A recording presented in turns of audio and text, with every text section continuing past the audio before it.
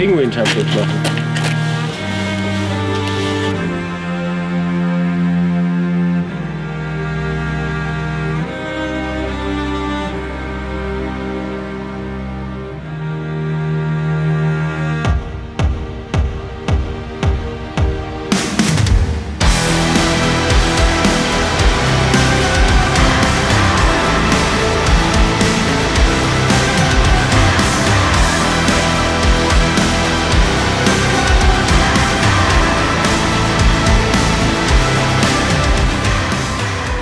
Herzlich willkommen in Königswinter. Auf jeden Fall versucht zu sagen Königsmund oder Winterfell, weil es irgendwie eine Mischung aus beiden.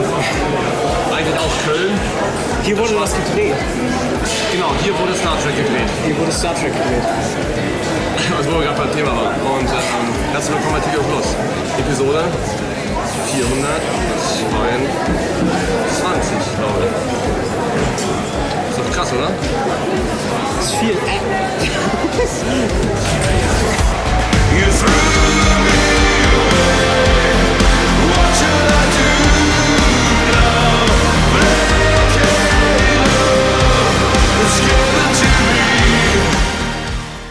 Das was Schiffe, was für eine Barkasse war. Diese Arena. Und die allerersten Gladiatorenkämpfe. In Rom. In Rom muss ich sagen, aber hier. So, das war so um die 1000 vor nach Christus. So. Den Weihnachtsmann gab es noch nicht.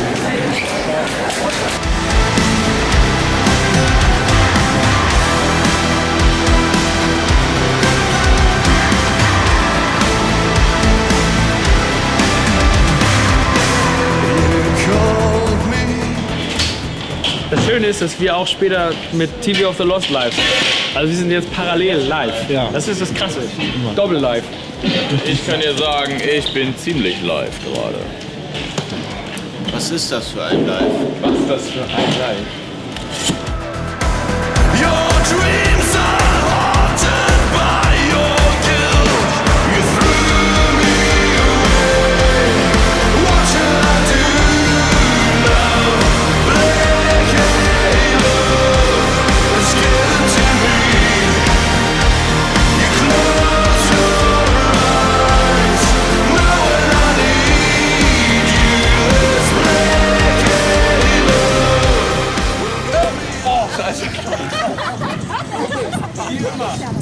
Sorry, mir passiert das sonst. Das gibt es sonst nie.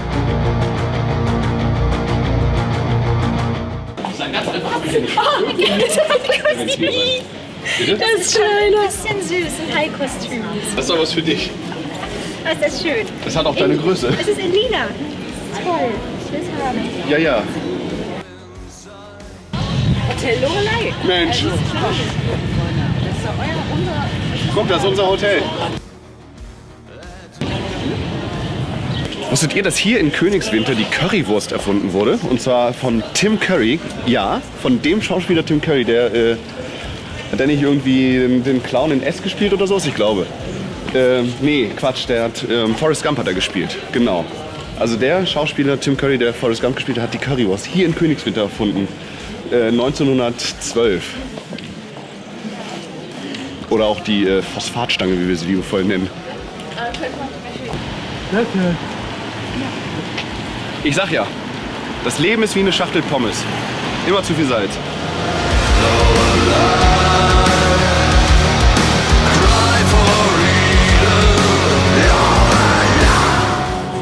Willkommen. Wir machen heute, dadurch, dass da die Technik etc., das Drumset, alles vorgestellt wurde, dachten wir uns heute hier auf dem Unterschwarzer Flagge Festival, Ahoi, wir sind auf dem Rhein, machen wir mal so einen kleinen Rig-Rundown von den Gitarren. Klaas, es war super. Wir haben hier seinen wunderschönen Streamline-Bass mit einer netten Frau drauf, die Klaas beim Spielen motiviert, sodass auch immer die Stange oben ist. Genau, 4 Seiten, gar nicht viel Schnickschnack dran, bis auf das Allerwichtigste, Flaschenöffner. Wir spielen alle kabellos mit Funkstrecken der Firma Line 6, dem sogenannten Relay G70, großartiges Teil, kann ich nur empfehlen. Den Zodiac Bass ist eigentlich genau das gleiche, nur ein Stück tiefer und mit ein paar mehr Schrammen, wie man sieht. Alter, Was macht der denn mit seinen Instrumenten? Krass. Benji, sind die Schrammen neu? Das ist krass, ne? Ich weiß auch nicht, wo die herkommen. Weil beim anderen Bass hat er die Stange oben und wenn man wechselt, dann kratzt das immer. Ja. Der ist auch ziemlich groß und spitz. Gehen wir mal rüber zu den Gitarren. Und da mache ich mal mit meinen weiter. Und ich würde sagen, so ziemlich mit meiner Hauptgitarre. Meine über alles geliebte Cyan-Gitarre ist Durango Omega, die One of a Kind der liebe Tom für mich gebaut hat. Um so ein bisschen nerdig zu werden, wir haben hier eine Bariton-Gitarre, wie bereits, glaube ich, erwähnt, auf der Stimmung Drop A. Eine 29 Zoll Mensur, was ziemlich lang ist, man möchte sagen gigantisch. Als Vergleich, das hier wäre eine normale Länge. Ja, Man sieht gerade da, ne? Kürzer. ja. Ich habe also eindeutig den längeren in dem Fall, ansonsten ist bei mir alles kurz. Auch gar nicht so viel Schnickschnack dran, bis auf das Wichtigste und eigentlich, da muss man auch gar nicht mehr so gut spielen können. Man muss einfach den Schalter hier betätigen und dann leuchtet die. Die klingt dadurch natürlich auch viel besser. Du klingst so geil, wie deine Gitarre leuchtet. Denn wenn zum Beispiel mal die Omega ausfällt, weil eine Seite reißt oder irgendwas anderes passiert, dann ist das hier meine zweite Drop-A-Gitarre, das ist eine Cyan-Gitarre Zodiac. Man sieht, was Sache ist. Die mit noch weniger Schnickschnack und nur einem Tonabnehmer. Genauso eine Bariton-Mensur. Fun Fact, ich habe alle Hauptgitarren der auf C gestimmten Songs der Platte Thornstar mit dieser Gitarre eingespielt. Was sehr wehgetan hat, auf Dauer. Das ist meine Cyan-Gitarre Phoenix. Die hat in diesem Fall eine normale Mensur, wie man vielleicht sieht, die ist irgendwie ein bisschen kürzer, wirkt trotzdem irgendwie sehr groß, weil sie so einen sehr präsenten Korpus hat, aber auch dementsprechend ziemlich cool ist, weil du sie überall hinhängen kannst, überall hinstellen kannst und sie hält einfach. Macht das ganze Rumgepose natürlich ein bisschen einfacher. Auch hier mein Omega-Zeichen, 2 Tonabnehmer, Spickzettel hinten drauf für die Stimmung, die ist auf Drop C gestimmt. Diese Gitarre, die eigentlich überhaupt nicht meine ist, sondern von dem schlafenden Stück, was da ist, Gerrit. Das ist seine glitzernde Hellcaster, die er aber auf diesem Lag der Tour nicht braucht. 2 Tonabnehmer, 3 Wege, Toggle, Glitzer, Glitzer. Jetzt gehen wir zu Chris 20 Gitarren, die er alle braucht, unbedingt. Wir haben hier sein Nonplusultra, seine Hauptgitarre, die Cyan-Gitarre Lordcaster, die man hier unschwer lesen kann. 2 Tonabnehmer, Bariton-Mensur, auf A gestimmt. Und auch Chris spielt schnurlos. Übrigens, wenn man so einen Rig-Runner nochmal macht, dann merkt man überhaupt erst, wie viel Scheiß man eigentlich mit hat. Weil ich habe das Gefühl, ich komme gar nicht zum Ende, weil es einfach so viele Gitarren sind. Aber wir brauchen die natürlich alle. So wie jeder Gitarrist immer 10 Gitarren braucht. Wir haben hier die Cyan-Gitarre Meteor. Normale Mensur in diesem Fall. Die eine ganz gewisse Besonderheit hat, und zwar hat sie einen Gitarren-Synthesizer mit drin. Von der Firma Roland, der sehr viel Anwendung auf der Thornstar gefunden hat tatsächlich, den wir live bisher so noch nicht benutzen. Mal gucken, was die Zukunft bringt. Wir hören ja jetzt nicht unbedingt morgen auf, übermorgen vielleicht. Genau, ganz einfach, die hat nur einen Tonabnehmer, dementsprechend den kannst du hier an- und ausmachen. Diesem Schalter. Ist auf C gestimmt, die Gitarre. Und wunderschön, wie ich finde. Die unglaublich unspannende Gitarre.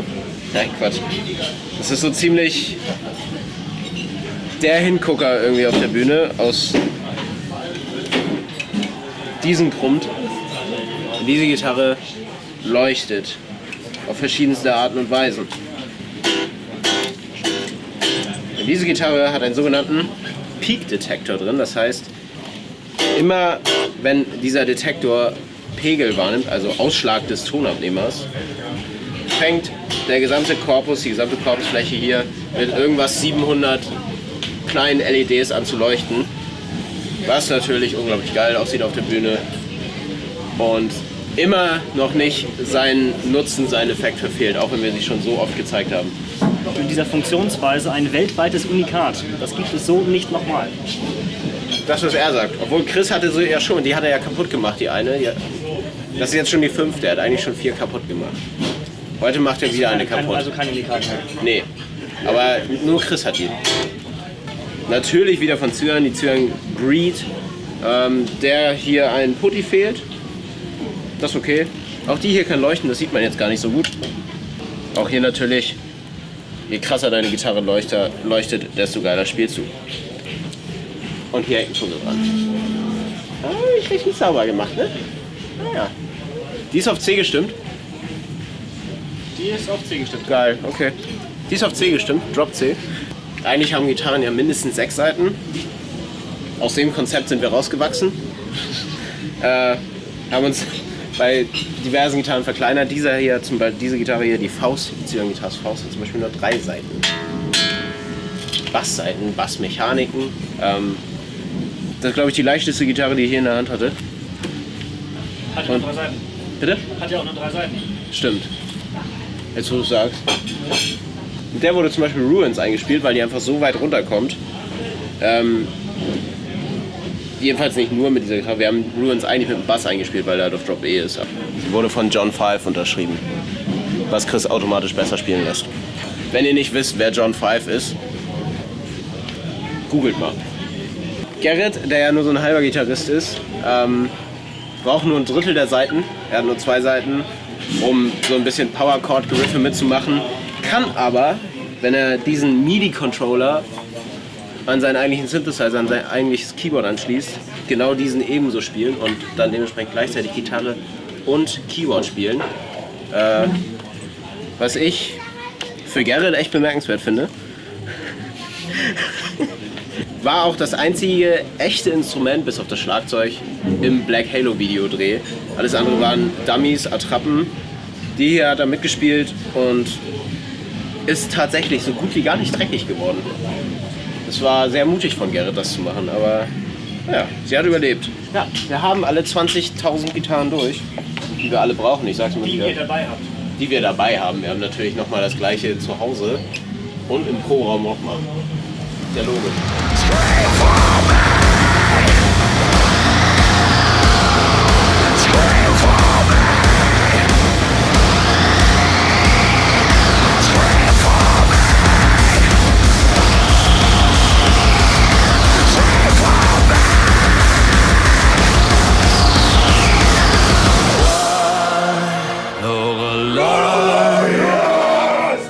Cry for freedom.